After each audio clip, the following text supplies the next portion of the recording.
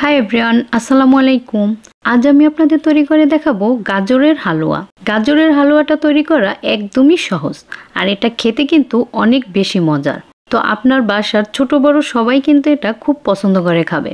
যেহেতু এখন শীতের সিজন, তো গাজর কিন্তু সব জায়গায় অ্যাভেলেবেল পাওয়া যাবে। তাই যখনই মিষ্টি কিছু খেতে ইচ্ছে করবে, এই হালুয়াটা ঝটপট তৈরি করে নিতে পারেন।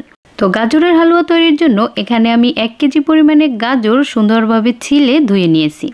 এবার এই গাজরগুলোকে আমি একটা গ্রেটারের সাহায্যে গ্রেট করে নিব। তবে কেউ চাইলে বটি দিয়েও কিন্তু একদম ছোট ছোট করে কুচি করে নিতে পারেন। আর এই তো সবগুলো গাজর আমি এভাবে কুচি করে নিয়েছি। এবার চুলায় একটা প্যানে আমি প্রথমে দিয়ে দিলাম 1/4 কাপ ঘি। আর হালুয়ার আসল টেস্ট পেতে হলে অবশ্যই কিন্তু ঘিতেই রান্না করতে হবে। তারপরে আমি এর ভিতরে দিয়ে দিলাম 2টা দারচিনি আর 2 টুকরা এলাচ। তারপরে এর ভিতরে গ্রেট করা গাজরগুলো দিয়ে দিতে হবে। তো গাজরগুলোকে প্রথমে কিছু সময় আমি একটু ভেজে নেব। ভেজে নেওয়ার কারণে এর ভিতরে যে এক্সট্রা পানিটা কিছুটা শুকিয়ে যাবে। তো আমি 5-6 মিনিটের মতো এই গাজরগুলো ভেজে নিলাম। তারপরে এর ভিতরে আমি 1/2 লিটার দুধ দিয়ে দিলাম।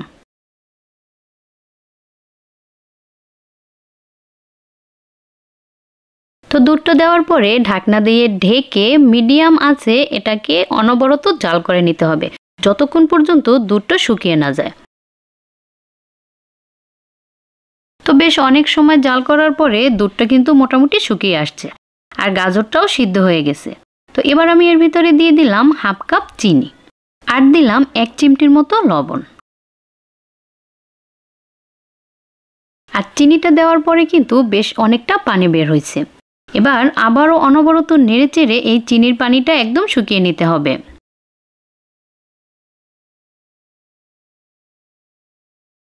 আর দেখুন চিনির পানিটা কিন্তু এখন মোটামুটি শুকিয়ে আসছে। এবার আমি এর ভিতরে দিয়ে দিলাম কিছু বাদাম কুচি, আর দিলাম 1/2 কাপ গুঁড়া দুধ। এবার নেড়েচেড়ে খুব সুন্দরভাবে মিশিয়ে দিতে হবে। আর হালুয়ার ভিতরে অবশ্যই এই পর্যায়ে গুঁড়া দুধটা দেওয়ার চেষ্টা করবেন, এতে করে হালুয়ার টেস্টটা খুব ভালো আসে। আর গুঁড়ো দুধ কেউ দিতে না চাইলে স্কিপ করতে পারেন। আর এই তো হালুয়াটা কিন্তু এখন রান্না করা শেষ। তো হালুয়াটা চুলা থেকে নামানোর আগে আমি 1 টেবিল চামচ ঘি দিয়ে দিলাম।